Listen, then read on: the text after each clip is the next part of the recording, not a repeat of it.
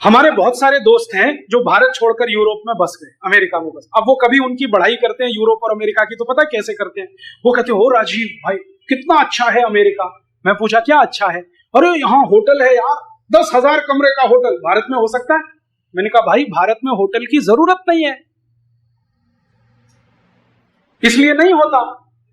हमको धर्मशाला की जरूरत है, तो हमारे यहाँ हजारों धर्मशालाएं होती हैं, एक एक शहर में 100-100 हो सकती है। उनको होटल की जरूरत है तो वो बनाते हैं। आपको मालूम है होटल की हिस्ट्री क्या है? ये जो बड़े होटल हैं यूरोप में, 10,000 कमरे के, 20,000 कमरे के, 25,000 कमरे के, ये क्यों बनाए गए हैं? वास्तविकता ये है, मैंने आपसे कहा ना, सेक्स रिलेशन। कहीं भी किसी के साथ जाओ, कोई लिमिटेशन नहीं है। तो कहीं भी किसी के साथ जाओ और कोई लिमिटेशन नहीं है और घर आपके पास नहीं है, तो क्या करेंगे? होटल में ही जाना पड़ेगा। यूरोप की 85% पॉपुलेशन के पास अपना घर नहीं है। आपको एक नंगा सत्य बता रहा हूं मैं आपको। यूरोप में 85% नागरिक अपना घर नहीं खरीद पाते, जिंदगी भर बना नहीं पाते। मात्र 5% लोग हैं जिनके पास अपना घर होता है, और 15% लोग ऐसे हैं जो किराए के घर में रह सकते हैं और जीवन के अंतिम दिनों में खरीद पाते हैं। बाकी 85% के लिए तो सपना है, वो किराए के घर में पैदा होते हैं, किराए के घर में मर जाते। और यूरोप की मैक्सिमम पॉपुलेशन जो किराए के घर में रहती है, वो सभी घर फ्लैट्स कहलाते हैं। फ्लैट में आपको रहना है, किराए के घर में रहना है, तो मालिक जो है वो तो बंगलों में रहेगा और अपने किराएदार को फ्लैट में रखेगा। तो मालिक की मान्यता यह है कि किराएदार तो नीचा है, तो उसको उतना स्पेस नहीं मिलना चाहिए जो मुझे मिला है बंगलों में। तो फ्लैट हमेशा छोटे बनाए जाते हैं, बंगलो बड़े बनाए जाते हैं। कोई भी फ्लैट में ओपन स्पेस नहीं होता और बहुत छोटे एरिया में होता है। अब मुश्किल यूरोप की क्या है कि फ्लैट छोटे हैं, रहने वाले उसमें ज्यादा हैं, पर स्क्वायर फीट एरिया में सबसे ज्यादा रहने वाले लोग यूरोप में ही है। अगर भारत का पर स्क्वायर फीट एरिया आप निकाले ना, 1 स्क्वायर फीट में भारत में इतने लोग रहते हैं, तो लंदन में उससे 10 गुना ज्यादा लोग रहते हैं। कारण समझते हैं? यूरोप के पास हॉरिजॉन्टल एक्सपेंशन करने के लिए जमीन ही नहीं है। इतने छोटे छोटे से देश हैं, जितना हमारा एक जिला कोटा और बूंदी को इकट्ठा कर दो तो फ्रांस के बराबर है। हाँ, और कोटा, बूंदी, बारा और जयपुर को इकट्ठा कर दो तो जर्मनी के बराबर। यूरोप में मैं कभी भी गया तो 2-2.5 घंटे की कार ड्राइव में देश की सीमा खत्म हो जाती है, दूसरे देश में घुस जाते हैं। इससे ज्यादा नहीं है। मैक्सिमम 6 घंटे की कार ड्राइव में 2 देश पार करके तीसरे में पहुंच जाते हैं, और यहां 6 घंटे में एक जिला पार नहीं। तो मैं कहना यह चाहता हूं कि पर स्क्वायर फीट एरिया में हमारे भारत में सबसे कम लोग हैं और पर स्क्वायर फीट एरिया में वहां सबसे ज्यादा हैं, तो एक फ्लैट में ज्यादा लोग वहां रहते हैं। अब उनको कुछ ऐसे संबंध रखने हैं जिनको आपकी भाषा में इलिसिट रिलेशनशिप कहें, अवैधानिक संबंध कहें, तो उनको निभाने के लिए तो होटल ही चाहिए, इसलिए वो होटल बनाते हैं। और 10-10 हजार रूम के होटल इसलिए बनाते हैं कि हर फ्राइडे शाम छुट्टी होती है, सैटरडे पूरा छुट्टी, संडे पूरा छुट्टी, तो 3 दिन वो होटलों में पड़े पड़े ही मजा मनाते, घर में कोई नहीं रहता। ये है उनके होटल की हैसियत। तो वो होटल बनाते हैं, तो इसमें क्या बड़ी बात है कि वो 10,000 कमरे का होटल बना लिया, 20,000, वो मजबूरी है उनकी। नहीं बनाएंगे तो समाज पागल हो जाएगा उनका, सिजोफ्रेनिया से मर जाएंगे सबके सब, इसलिए होटल बनाते हैं। हमको जरूरत नहीं है, इसलिए हम तो धर्मशाला बनाते हैं। उनको जरूरत है तो होटल बनाते हैं। तो हम जब उनके साथ अपना कंपैरिजन करते हैं ना, तो थोड़े ध्यान से करें। कुछ हिंदुस्तानी जो अमेरिका, यूरोप में रहने लगे कहने लगे, यार क्या बात है अमेरिका की, सड़क के ऊपर सड़क, सड़क के ऊपर सड़क, 7 मंजिली सड़क, 8 मंजिली सड़क। वो उनकी समस्या है, क्योंकि जमीन पे सड़क बन नहीं सकती, एक्सपेंशन की गुंजाइश नहीं है, तो एक के ऊपर एक बनानी पड़ती है। उन्होंने कोई वो बहुत बड़ा काम कर लिया है, तीर मार लिया, ऐसा नहीं है। यूरोप की कई मुश्किलें हैं, उन मुश्किलों के लिए वो ये सब करते हैं, उनसे कुछ छुटकारा मिले, निपटारा मिले, इसलिए उनके यहाँ ये सब होता है। हमारे यहाँ इस तरह की मुश्किलें नहीं है, इसलिए हमको ये करने की जरूरत नहीं पड़ती। आप ध्यान दीजिए, किसी भी सभ्यता में कोई भी चीज आती है तो जरूरत के हिसाब से आती है। हमें किसी चीज की जरूरत है, हम वो करेंगे, नहीं है छोड़ देंगे। जैसे कोई लोग कंपैरिजन करते हैं यूरोप और अमेरिका। वो कहते हैं यार उन्होंने जेट हवाई जहाज बना लिया, हमने तो बैलगाड़ी है। अब बैलगाड़ी की जरूरत है इसलिए हम बैलगाड़ी रखते हैं, उनको जेट हवाई जहाज की जरूरत है इसलिए जेट हवाई जहाज है। पता है उनके यहाँ जेट हवाई जहाज क्यों है? उनकी फिलॉसफी है।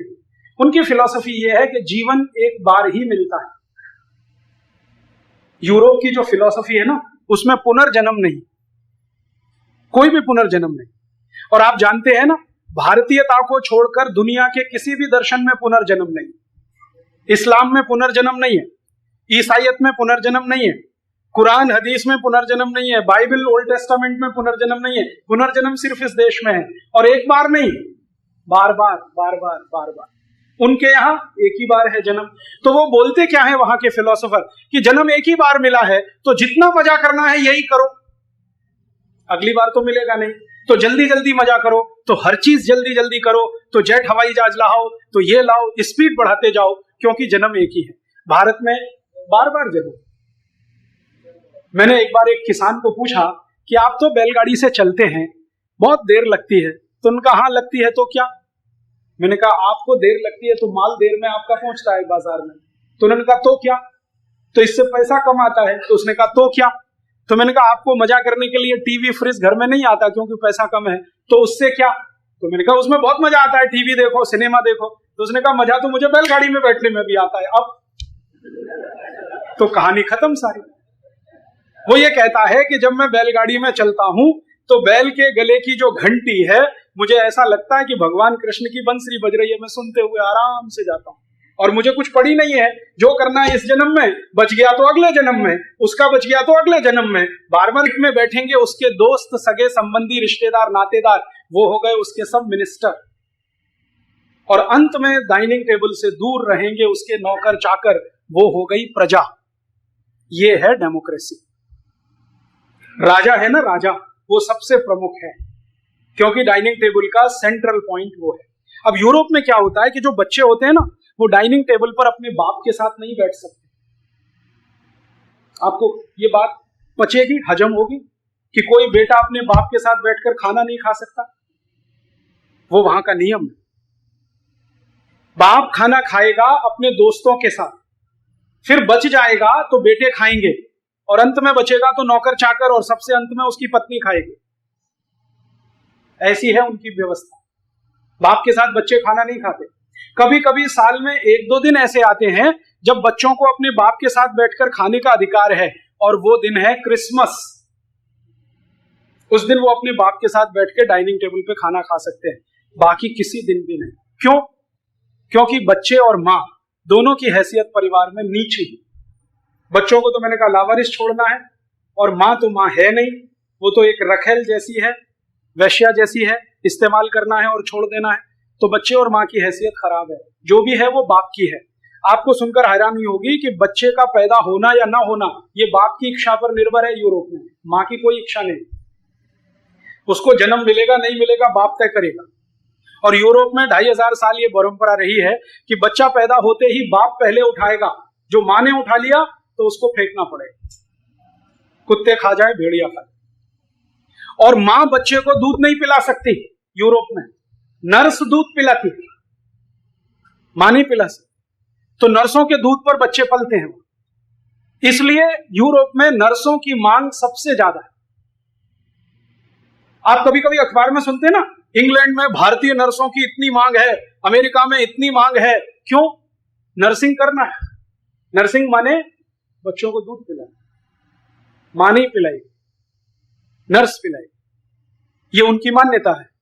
और इस मान्यता से जब आगे बढ़ते हैं, डाइनिंग टेबल पे पत्नी साथ नहीं रहती, बच्चे साथ नहीं रहते, और पति खाना खाता अपने दोस्त मित्रों के साथ, तो ऐसी ही उनकी स्टेट है, राज्य की व्यवस्था, और उसको वो डेमोक्रेसी कहते हैं। ये डेमोक्रेसी वहां 700-800 साल से चल रही है। इसमें क्या होता है, बाप ने जो बोल दिया वो कानून, बाप ने जो बोल दिया वो नियम, राजा ने जो बोल दिया वो कानून, राजा ने जो बोल दिया वो नियम। हमारे यहां क्या होता है, शास्त्रों ने बोला वो कानून, शास्त्रों ने बोला वो नियम, शास्त्र की मानना है, मां बाप की नहीं। और शास्त्र के बाद हम किसी को मानते हैं तो गुरु, गुरु ने जो बोला नियम, गुरु ने बोला वो कानून, उनके यहां नहीं। तो वहां क्या होता है, राजा सब कुछ तय करता है, प्रजा को तय करने का अधिकार नहीं। राजा जो कुछ तय करेगा प्रजा पालन करेगी, प्रजा उसमें हस्तक्षेप नहीं करेगी। ये उनकी मान्यता है। अब इस मान्यता में कानून कैसे हैं, नियम कैसे हैं, व्यवस्थाएं कैसी हैं। यूरोप में जितने बड़े बड़े राजा हुए सबने अपने अपने कानून बनाए और उनमें काफी झगड़े हुए।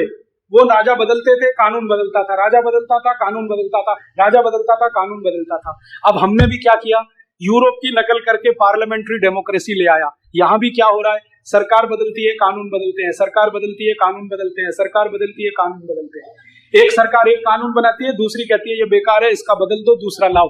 हमारे यहाँ जो धर्म शास्त्रों के आधार पर सनातन सत्य था, जो कानून में माना जाता था, वो सब हट गया। अब सीपीसी, आईपीसी, आरपीसी, सीआरपीसी, सरकार बदलती रहे, हम उसके हिसाब से चलते हैं। और वहां सरकार कौन चलाता है, राजा। राजा कहां से आएगा, जो परंपरा से है, उसका बाप राजा तो बेटा राजा, बेटे का बेटा राजा, बेटे का बेटा राजा। अब भारत में क्या हो रहा है, अम्मा प्रधानमंत्री तो बेटा प्रधानमंत्री, बेटा प्रधानमंत्री तो बेटे का बेटा प्रधानमंत्री, वो प्रधानमंत्री तो आगे प्रधानमंत्री। हो रहा है कि नहीं।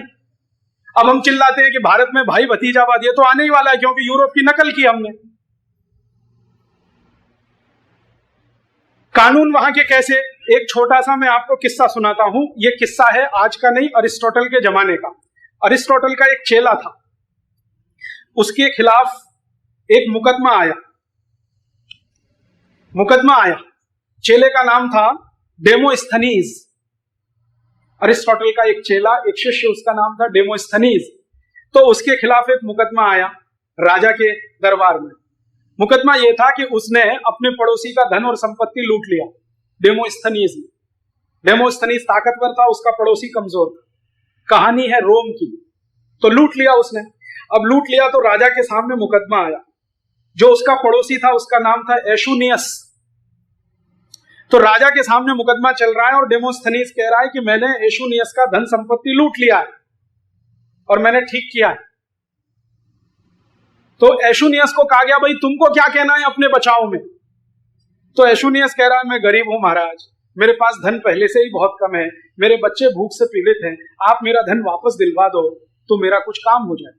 तो डेमोस्थनीज क्या कहता है दरबार में, वो कह रहा है कि मेरी कीमत, डेमोस्थनीज कह रहा है मेरी कीमत एशुनियस से अधिक है क्योंकि मैं अरस्तु का चेला हूं, अरस्तु का शिष्य हूं, तो इसलिए मेरी कीमत अधिक है।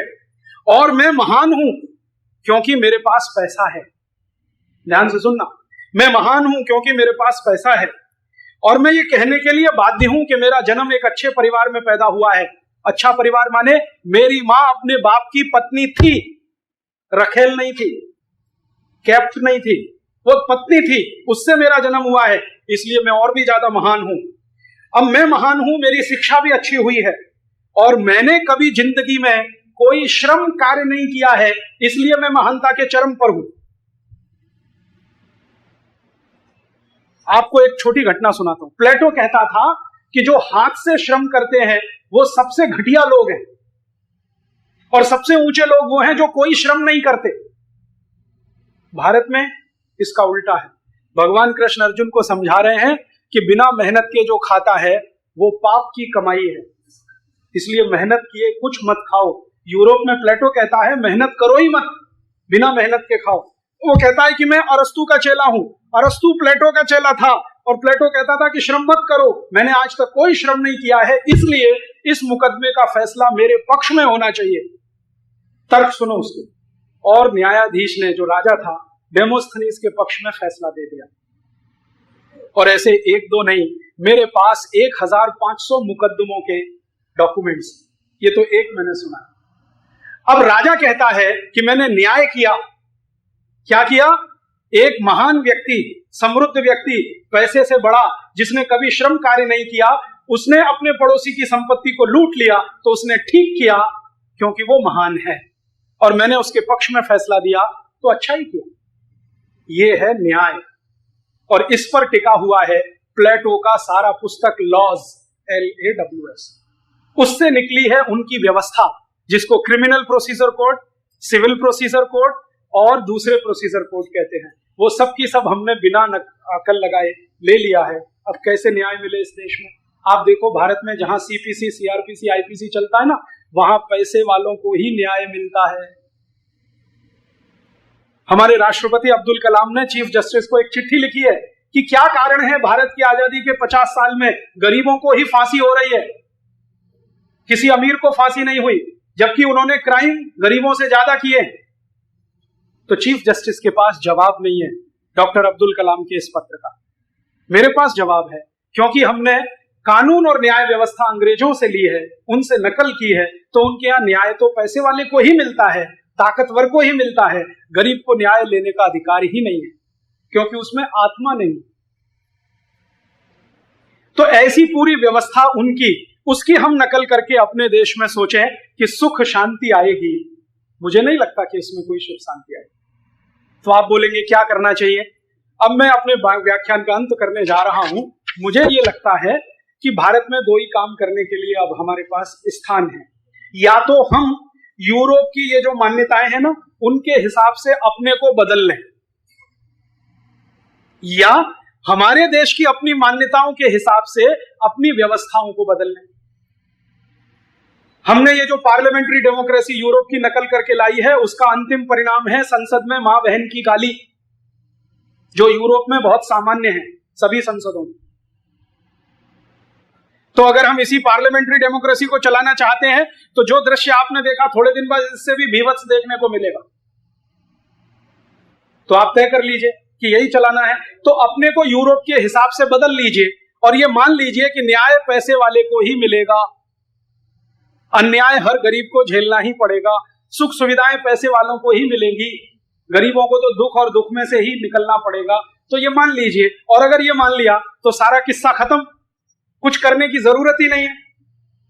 जब हमने मान लिया कि गरीब तो गरीब रहेंगे, दुखी रहेंगे, पीड़ित रहेंगे, न्याय मिलेगा नहीं, व्यवस्था में उनका कोई स्थान होगा नहीं, तो बहुत शांति है मन में, कुछ करना ही नहीं। और जो आप ये माने कि भारतीय व्यवस्था के अनुकूल चलाना हो, तो भारत में तो पता है क्या है, भारत में यह है कि आत्मा सभी में है, वो मनुष्य हो या मनुष्येतर।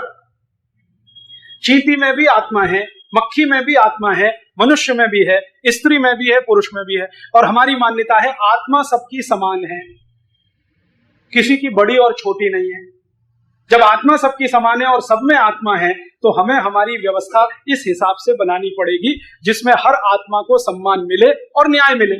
उनके यहां आत्मा ही नहीं है, स्त्री में, मजदूरों में आत्मा नहीं है, तो उनकी व्यवस्था उनके हिसाब से वो बनाएंगे। वो अपनी व्यवस्था बनाएं, चलाएं, उसमें खुश रहें, हमें उनमें कोई आपत्ति नहीं है। तकलीफ की बात यह है कि उनकी व्यवस्थाओं को हम अपने यहां लाएं और नकल करके उसको अपने देश में चलाएं, और फिर ये कल्पना करें कि इससे भारत सुखी हो जाएगा, समृद्धशाली हो जाएगा। ये अपने को धोखा देना है, और 60 साल से यही हो रहा है। जो भी सरकार आती है, अंग्रेज और यूरोप की व्यवस्थाओं में ही देश को सुधारने की कोशिश करती है। अंत में क्या होता है? कुछ सुधरता नहीं है। 59 साल में इतनी राजनीतिक पार्टियां आई, देश वहीं का वहीं है, क्योंकि व्यवस्था बदली नहीं। तो अब हमें दो ही चीजें करनी है, या तो हमारी व्यवस्था जो अंग्रेजों की बनाई हुई और दी गई है, अंग्रेजों के बनाए हुए कानून, अंग्रेजों के बनाए हुए नियम आज भी इस देश में चल रहे हैं। आप जानते हैं अंग्रेजों ने भारत को गुलाम बनाने के लिए 35,735 कानून बनाए, वो सब के सब चल रहे हैं। छोटे छोटे नियम भी चल रहे हैं, जैसे संडे की छुट्टी यूरोप में होती है क्योंकि चर्च जाना है, हम क्यों करें? हमारे लिए संडे तो, मंडे तो, ट्यूसडे तो सब बराबर है। यूरोप में रविवार महत्वपूर्ण है क्योंकि वो ईसाईयत को मानते हैं। अरब देशों में शुक्रवार महत्वपूर्ण है क्योंकि वो इस्लाम को मानते हैं। यहूदियों में शनिवार महत्वपूर्ण है क्योंकि वो जुडाइज्म को मानते हैं। हमारे लिए रविवार, सोमवार, शनिवार सब एक जैसे हैं क्योंकि हम सबको मानते हैं। हमारे यहाँ सोमवार किसी का दिन है, मंगल किसी का, बुध किसी का, बृहस्पति किसी की, शुक्र किसी का, शनिवार उनके यहाँ तो ये है। अब हम उनकी नकल करके चले, कैसे चलेगा? रविवार की छुट्टी तो बंद होनी चाहिए इस देश में, क्यों चलनी चाहिए? फिर उनके यहाँ सूर्य नहीं निकलता तो दफ्तरों में काम देर से शुरू होता था, तो उन्होंने 10-11 बजे का समय तय किया ऑफिस जाने का। हम क्यों करें 10-11 बजे ऑफिस की शुरुआत? हमारे यहाँ तो सूरज सवेरे 4:30 बजे निकल आता है और ब्रह्म मुहूर्त में किया हुआ काम सबसे अच्छा माना जाता है। तो हमारे ऑफिस तो सवेरे चलने चाहिए सूर्य के साथ। किसान जाता है खेत पे काम करने सूर्य के साथ। जो 70 करोड़ किसान सूर्य के साथ काम कर सकते हैं, तो 10-12 करोड़ सरकारी कर्मचारी क्यों नहीं कर सकते? उनको 11 बजे ऑफिस क्यों मिलना चाहिए जाने के लिए? और 11 बजे ऑफिस पहुंचते हैं जब आधा दिन बीत चुका होता है और आधी शक्ति खत्म हो चुकी होती है काम करने की। हमारे यहां बजट आता है फरवरी के अंतिम सप्ताह में 27-28 तारीख को। क्यों? ये तो यूरोप की मान्यता है कि उनका नया वर्ष 1 अप्रैल से शुरू होता है, जिस दिन वो अप्रैल फूल मनाते हैं, क्योंकि लोगों को मूर्ख बनाना है बजट के माध्यम से। हम भी वही दिन से अपना बजट चलाएं। हमारा तो नया साल दिवाली से शुरू हो जाता है, तो हमारा बजट तो दिवाली को आना चाहिए। हम उनकी मान्यताओं में फंसे हैं, जनवरी, फरवरी, मार्च, अप्रैल, जिनका मतलब हमें नहीं मालूम। जनवरी का मतलब कोई बता सकता है? क्या मतलब? अगहन, पूस, माह, फागुन, चैत्र, बैसाख, जेठ, अषाढ़ का मतलब मैं बता सकता हूं, जनवरी का मुझे नहीं मालूम। हम क्यों जनवरी फरवरी चला रहे हैं? और ऐसे मूर्ख लोग हैं अक्टूबर, ये जो अक्टूबर शब्द है ना, ग्रीक है, ऑक्ट, ऑक्ट से आया। ऑक्ट का मतलब होता है 8। अक्टूबर कौन सा महीना है? 10वां। तो ऑक्ट आया 8 से, महीना है 10वां। क्या मूर्खता कर रहा है? सितंबर आया सेप्ट से, सेप्ट माने 7। सितंबर महीना कौन सा है? 9, और बोल रहे हैं 7। नवंबर 9 से आया 9, महीना 11वां। क्या मूर्खता, कभी सोचा ही नहीं हमने। हमारे अगहन, फागुन, चैत्र, वैशाख, ज्येष्ठ, आषाढ़, सबका मतलब है, फिक्स है। 1000 साल पहले जो था आज भी वही है, कृष्ण के जमाने में जो था आज भी वही है, राम के समय में जो था आज भी वही है। इतना सनातन है, उसको छोड़कर जनवरी फरवरी में फंसे हुए हैं। और कुछ कुछ तो ऐसी मूर्खताएं हम कर रहे हैं, मदर्स डे मना रहे हैं, मदर्स डे। रोज तो हमारे यहाँ यही होता है। यूरोप में पता है क्या होता है? मैंने आपसे कहा ना, माँ बच्चे को दूध नहीं पिलाती, साल में एक ही दिन पिलाती है, वो दिन मदर्स डे, बाकी दिन नर्स दूध पिलाती, तो इसलिए वो मदर्स डे मनाती है। हमारे यहाँ तो सभी माँ अपने बच्चों को रोज दूध पिलाती है, हर दिन तो मदर्स डे। फादर्स डे उस दिन होता है जब बच्चे अपने बाप के साथ डाइनिंग टेबल पर बैठ के खाना खाते हैं, वो फादर्स डे है। यहाँ तो हर दिन बाप बिना बेटे के खाना ही नहीं खा सकता, वो कहेगा गले से उतरता ही नहीं है, बेटा तो चाहिए साथ में खाना खाने। तो everyday Father's Day, everyday Mother's Day, हम फंस गए उनके चक्कर में। वैलेंटाइन डे, जिसका मतलब ही हमें नहीं मालूम। तो मेरा आपसे ये कहना है, और कभी कभी तो इतना मुझे दुख होता है, कोई थोड़े अंग्रेजी पढ़े लिखे घरों में चला जाता हूं जो बहुत पूरी अंग्रेजी नहीं जानते, पूरी हिंदी भी नहीं जानते, वो बहुत सत्यानाश है, अधकचरे में। वो क्या कहते हो, Rajiv Dixit, she is my Mrs. तो मैं पूछता हूं, really she is your Mrs? क्योंकि प्लेटो ने मिसेस शब्द दिया है वैश्याओं के लिए, रखेल को मिसेस कहते हैं। आपने सुना है यूरोप में so and so Mrs, so and so Mrs, Mrs Pandey, Mrs Sharma, Mrs ये, माने उसकी रखेल, पांडे की रखेल मिसेस पांडे, सब शर्मा की रखेल मिसेस शर्मा। हम अपनी धर्मपत्नी को मिसेस बनाने में लग गए, बिना सोचे समझे, बिना अकल के। She is my Mrs. तब मैं पूछता हूं, रियली? तब वो थोड़े बौखला है। और धर्मपत्नियों ने पति को मिस्टर बना दिया, मिस्टर माने उसका उल्टा। और मिस तो बहुत ही खराब शब्द, मिस माने एक ऐसी वैश्या जो कई पुरुषों के साथ सोए। मिसेस तो किसी एक की ही रहती है, मिस तो किसी की भी रहती है। हमने अपनी बेटियों के नाम के आगे बड़े गर्व से मिस आकृति, मिस फलाना, मिस ढिमाका लगा दिया। पहले शब्दों को जाने, फिर उनका उपयोग। मम्मी शब्द है यूरोप में, मम्मी माने डेड बॉडी, मरा हुआ शरीर। हमने बच्चों को चिल्ला चिल्ला के मम्मी बोल सिखा दिया। पप्पा, जिसका कोई मतलब ही नहीं है अंग्रेजी, पापा शब्द का कोई अर्थ नहीं। मम्मी का तो है भी कि डेड बॉडी, पापा का तो वो भी नहीं, बुलवा रहे हैं पापा पापा पापा। और अंकल आंटी तो बहुत ही खतरनाक। अंकल पता है क्या होते हैं?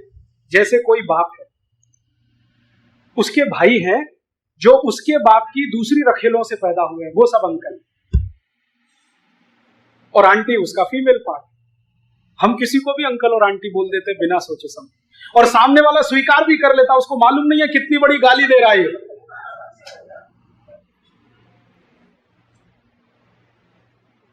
पहले अंग्रेजी और अंग्रेजियत और सभ्यता के बारे में पूरा जाने, फिर समझबूझकर उपयोग करें तो अच्छा है। कभी कभी मुझे इतना खराब लगता है, किसी के घर में जाता हूं, पिताजी का नाम रामदयाल, माताजी गायत्री देवी, बेटे का नाम टिंकू। पिंकू, डब्लू, बबलू, पूछो क्या नाम है, मतलब क्या है टिंकू का? टिंकू का अर्थ होता है आवारा लड़का, जो बाप की ना सुने मां की ना सुने, वो है टिंकू।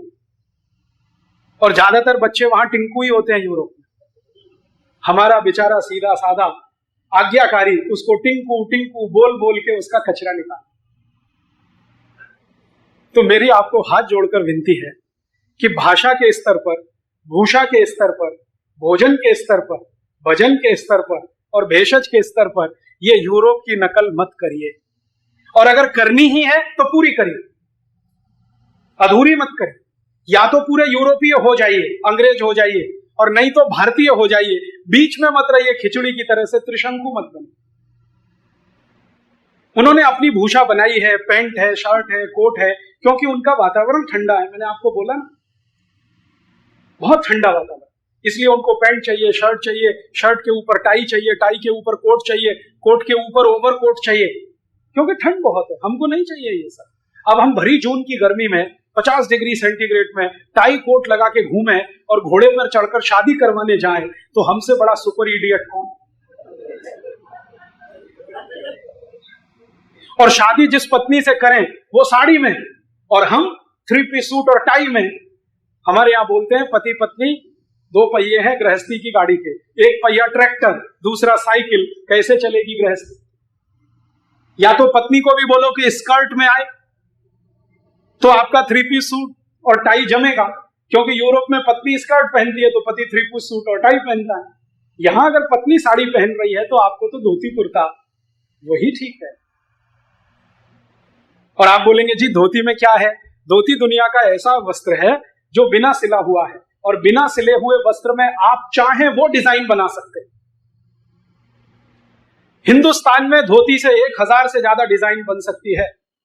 और आप भारत के किसी भी इलाके में चले जाइए, धोती पहने हुए महिलाओं को देखकर बता सकते हैं कि ये किस राज्य की। बंगाल की महिला की धोती, आसाम की महिला की धोती, महाराष्ट्र की महिला की धोती, आंध्रा की महिला की धोती, सब राज्यों की महिलाएं खाली धोती ही पहन के खड़ी हो तो मैं बता दूंगा ये किस राज्य की है, और वो सत्य निकलेगा। पैंट पहने हुए किसी आदमी को पहचानना मुश्किल है ये किस राज्य का है, क्योंकि भारत में कोई राज्य नहीं है जहां से पैंट निकली हो, वो तो यूरोप से आई है। स्कर्ट पहने हुए कोई महिला का पता नहीं। धोती इसलिए हम पहनते हैं कि उससे डिजाइन जैसी चाहे वैसी बनाए। पगड़ी इसलिए पहनते हैं कि जैसी चाहे डिजाइन बनाए। धोती और पगड़ी में बहुत बड़ा सौंदर्य बोध है।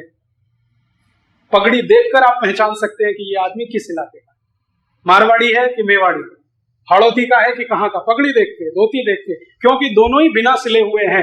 भारत में बिना सिले हुए वस्त्र पहनने की बहुत बड़ी परंपरा है। आप जानते हैं जितने बड़े धर्म यज्ञ होते हैं वहां आप बिना सिले वस्त्र पहनकर ही बैठ सकते हैं, क्योंकि पवित्रता उसी में। ये सिले हुए वस्त्र तो यूरोप की नकल है। तो मेरी आपसे विनती है कि आप अपने जीवन में थोड़ा भारतीय बनिए, कोशिश करिए। आज हम नहीं है, लेकिन कोशिश करें तो 2 साल में हो जाए, 5 साल में हो जाए। ज्यादा कोशिश करें तो हमारी आगने वाली जनरेशन तो हो ही सकती है।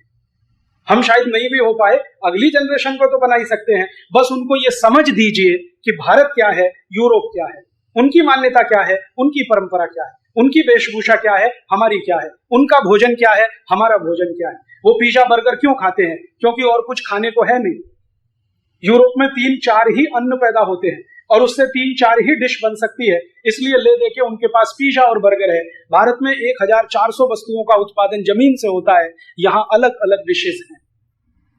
मैं जिस दिन पैदा हुआ और जिस दिन मरूंगा, हर दिन नई डिश खा सकता हूं। इस देश में इतनी ताकत है, वहां है ही नहीं।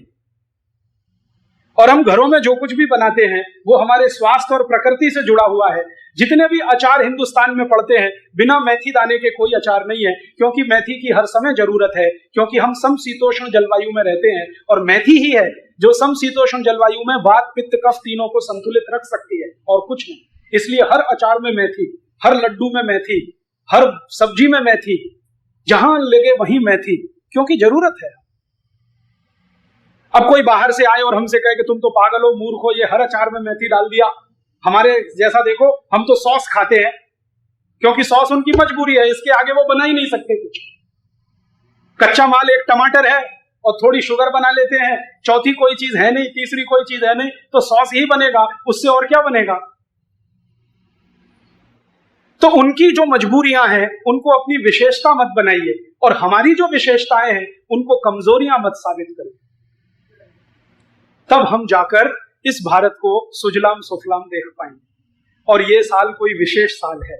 भारत में वंदे मातरम गान का ये 100वां साल है।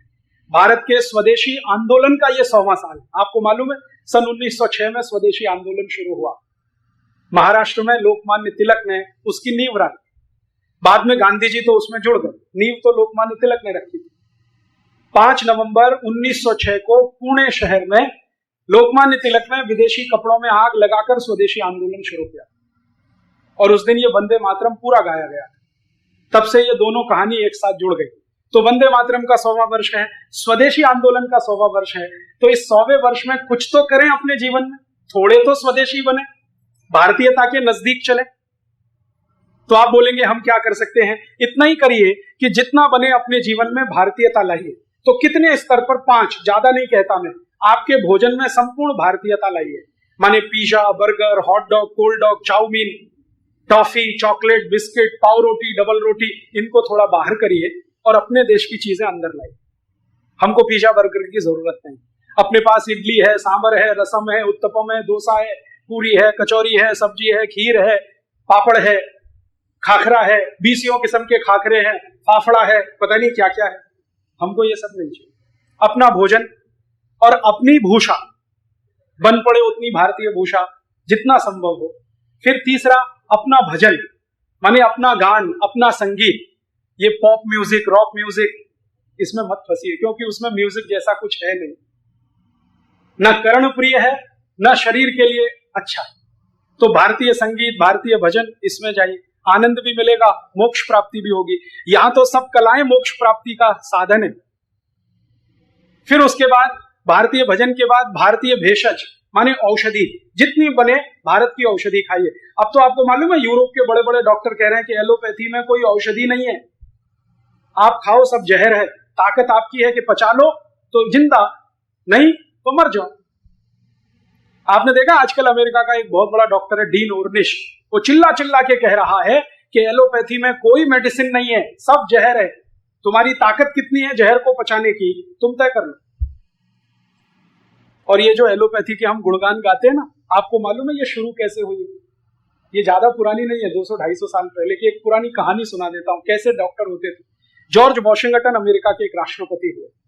उनका एलोपैथी में परम विश्वास था। उनका एक बहुत अच्छा डॉक्टर था एमडी। तो एक दिन उनको बुखार आ गया। तो एलोपैथी का जो जनक माना जाता है ना, वो एक हिप्पोक्रेट्स नाम का व्यक्ति।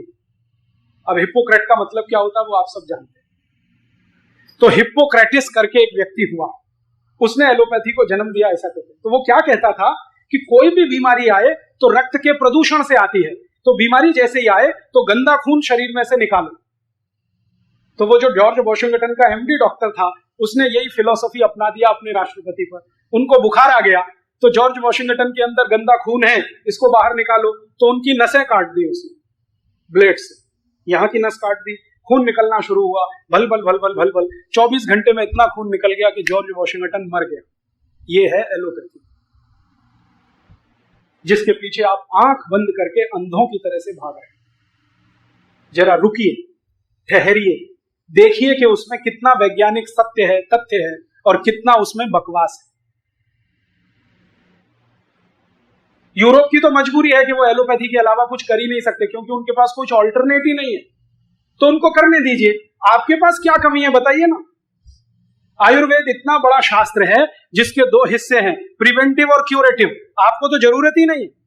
आयुर्वेद दुनिया में अकेला चिकित्सा शास्त्र है जो ये कहता है कि बीमारी मत पड़ो, स्वस्थ रहो, मस्त रहो, सर्वे भवन्तु सुखिनः सर्वे सन्तु निरामय। और उसके लिए उसने नियम बनाए हैं, छोटे छोटे नियम है आयुर्वेद में, उनका पालन आप करो। जैसे भोजन के 1 घंटे बाद पानी पियो, सबसे पहला नियम। पानी घूट घूट भर के पियो, एक साथ मत पियो। ठंडा पानी कभी मत पियो। सवेरे उठो तो सबसे पहले पानी पियो। फिर उसके बाद खाना खाना है तो बैठ के खाओ, खड़े होके मत खाओ। और रात्रि में विश्राम करना है तो पूर्व की दिशा में सिर करके सो। कभी मजबूरी हो तो दक्षिण की दिशा में सिर कर लो। ऐसे 2000 नियम है आयुर्वेद। कोई भी पालन करे तो जिंदगी भर स्वस्थ रहे। मैंने इनमें से कुछ नियमों का पालन अपनी जिंदगी में किया है और पिछले 18 साल से मैं किसी डॉक्टर के पास नहीं गया, एक इंजेक्शन भी नहीं लगाया, आधी गोली भी नहीं खाई। हर साल 1 लाख किलोमीटर का प्रवास करूं तो भी पीठ में दर्द नहीं होता। हर 10 दिन पर मेरा खाना बदलता है। अभी मैं राजस्थान में हूं, 10 दिन बाद कर्नाटक में रहूंगा। कर्नाटक राजस्थान के खाने में बहुत अंतर है। बस आयुर्वेद के नियम का पालन करता हूं तो पेट में भी कोई तकलीफ नहीं। ये मैं कर सकता हूं, आप भी कर सकते हैं, बस ध्यान देना है। फिर आप कहेंगे जी हमको तो पता ही नहीं है ये नियम कैसे हैं, कहाँ लिखे हुए हैं। आयुर्वेद की एक पुस्तक आप सब पढ़िए जरूर, उसका नाम है अष्टांग हृदय। कई प्रकाशकों ने उसका नाम बदल दिया है, अष्टांग संग्रह कर दिया, दोनों एक ही है। वो जरूर पढ़िए, उसमें 2000 से ज्यादा सूत्र हैं। मैंने उसको 100 बार पढ़ा और मुझे लगता है उससे अच्छी दुनिया में कोई पुस्तक नहीं, जो आपको स्वस्थ तो रखती ही है, मोक्ष जाने का रास्ता बता दे कि मोक्ष कैसे हो। वो आप ले लो, बाजार में मिलती है। अब कोई लोग कहते हैं इतनी मोटी पुस्तक है, पेज बहुत है, संस्कृत में है, कठिन संस्कृत में, कैसे पढ़ें? तो आप ऐसा करो कि हमने उस पुस्तक को आधार बना के छोटी छोटी कुछ पुस्तकें बनाई, 100 पन्ने की, 50 पन्ने की, 150 पन्ने की। वो नीचे आप जाएंगे तो नीचे रखी हुई है स्टॉल पे, आप वो ले जाओ। 5-6 किताबें हैं चिकित्सा विषय पर, वो सब अष्टांग हृदय के आधार पर है। उनको अगर आप पालन कर लो तो मैं बोलता हूं कि 90% बीमारियों में आपको चिकित्सा की जरूरत नहीं पड़ेगी, डॉक्टर की आवश्यकता नहीं। 10% बीमारियों को छोड़ देता हूं क्योंकि वो आपकी गलती से नहीं, दूसरे की गलती से आती। जैसे आप गाड़ी से जा रहे हैं, एक्सीडेंट हो गया, अब इसमें आपकी कोई मजबूरी नहीं, हो गया तो अब वहां आपको थोड़ी सर्जरी की जरूरत पड़ेगी। तो 10% घटनाओं को छोड़कर 90% बीमारियों में न डॉक्टर की जरूरत है, न दवाओं की जरूरत है, न हॉस्पिटल की जरूरत। आप अपने घर में ही ये कर सकते हैं। आयुर्वेद की जरूर जरूरत है, और आयुर्वेद हमारे जीवन का शास्त्र है, चिकित्सा का शास्त्र नहीं, जीवन का शास्त्र है। जीवन कैसे जीना, भारत में रहते हुए इस भूगोल खंड में जहां की जलवायु समशीतोष्ण है, जहां 16 तरह के क्लाइमेट जोन्स हैं, ऐसे स्थान पे कैसे जिंदगी जीना, ये आयुर्वेद में है। अगर आप चाहें तो अध्ययन करिए, संस्कृत में करें तो बहुत अच्छा, सरल हिंदी में करना चाहें तो नीचे हमारे प्रकाशन की किताबें आप ले जाइए। किसी भी पुस्तक पर हमारा कॉपीराइट नहीं, सबको कॉपी करने का राइट, क्योंकि हम भारतीयता में मानते हैं जिसमें ज्ञान किसी की संपत्ति नहीं, सबके लिए। मेरे लिए थोड़ी है, मैंने कहीं से लिया आपको दिया, आप किसी और को दे दो। ज्ञान को तो बांटने की परंपरा है। हम तो जितना ज्ञान बांटे उतना बढ़ता है, जितना दान दें उतना बढ़ता है। यूरोप में तकलीफ है कि हर ज्ञान को पेटेंट करके रखो, दूसरे को छूने मत दो। तो वो पुस्तकें पढ़ सकते हैं, ऐसी इन विषयों पे छोटी छोटी सीडी बनाई है, वो सुन सकते हैं, दूसरों को सुना सकते हैं। थोड़ा इसका प्रचार करिए भारत और भारतीयता का, तो अगले 2-3 वर्ष में शायद ये देश बदले। आप नहीं बदले तो आपकी पीढ़ी जरूर बदल जाए जो आने वाली है। तो शायद एक नया भारत हम देखें, जो भारत हो, भारतीयता से युक्त हो, जिसमें इंडिया ना हो और जिसमें अंग्रेजियत ना। तो ऐसा भारत बने, ये मेरी अभीष्ट, मैं चाहता हूं कि ऐसा हो। इसी के लिए ये सारा अभियान है।